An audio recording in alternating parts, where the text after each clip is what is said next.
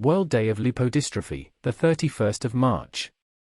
It is the abnormal distribution of adipose tissue. It here may be an increase, hypertrophy, of generalized body fat, or it may be in one or several specific segments. There may also be an absence, atrophy, of body fat loss in different segments of the body.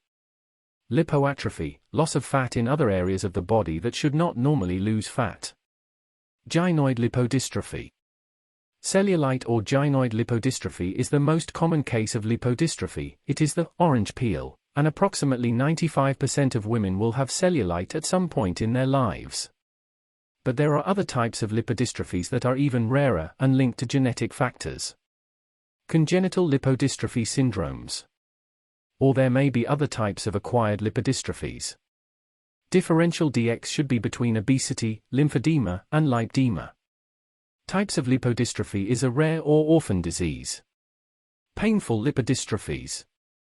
Derkham's disease or painful adiposis, a rare type of painful lipodystrophy, which usually affects obese or overweight women between the ages of 35 and 50 years old.